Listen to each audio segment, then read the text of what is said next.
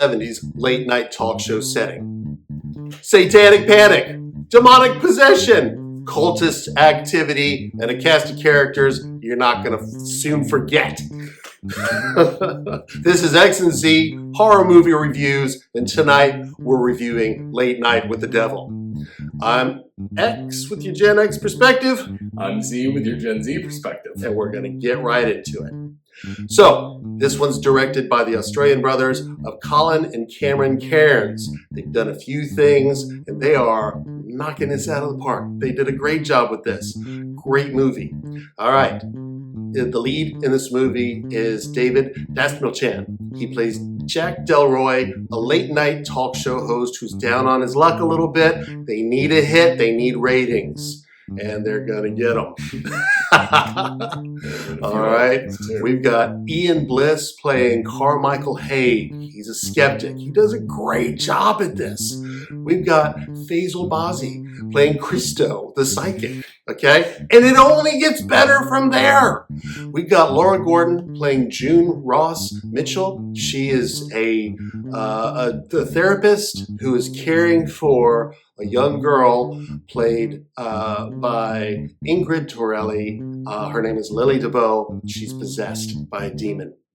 And over the course of this show, all of these characters are going to mix it up, and it's going to get crazy. This is a no spoiler review. We don't know if a lot of people have seen this one yet. If you have Hulu, you can watch it. It's streaming there. If not, you can rent it. It's worth an evening. It's a great movie and really enjoyed it. Okay? I'll tell you why. Just to start off with, the premise is original. Late night 70s talk show, and they do it up. They do a great job with this, and it just pulls you right in and doesn't let you go. The characters and the dialogue are so refreshing. They're wacky. The dialogue is on point. Everyone's got their character down pat, and they're not depending on gimmicks. They're not depending on the movie score to be a character, to take the place of good writing. The good writing is already there. Also, the pacing in this movie is fantastic.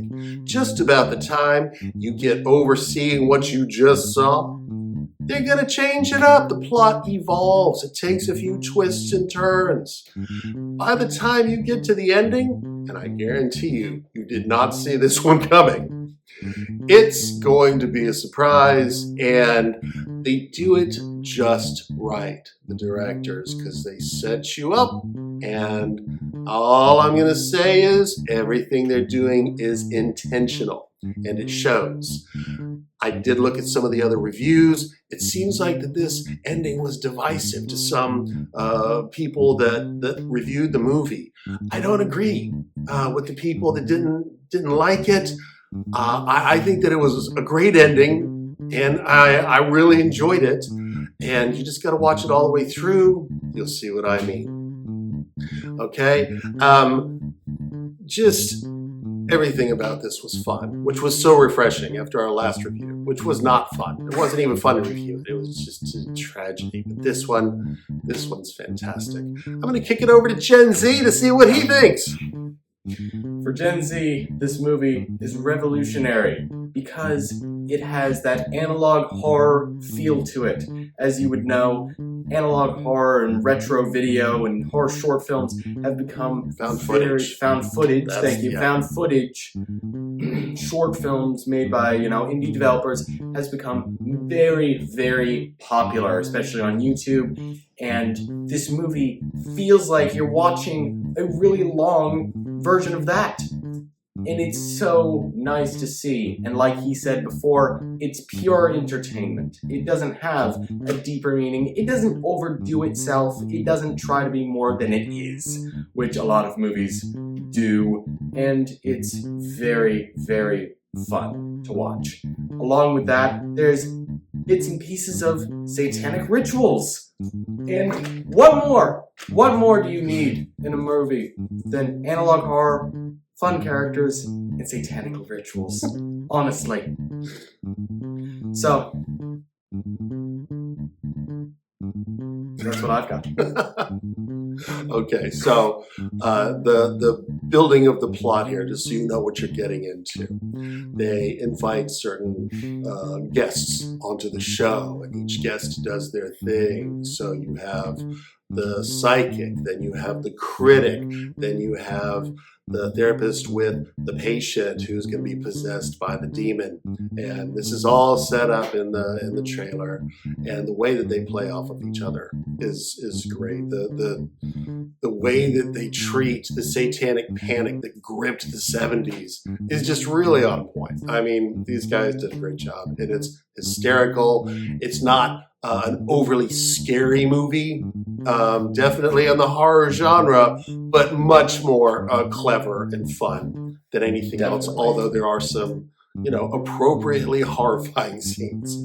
So it's not all, you're not getting away with this one scot-free, okay? Other than that, we don't want to spoil it, so it's going to be a shorter review.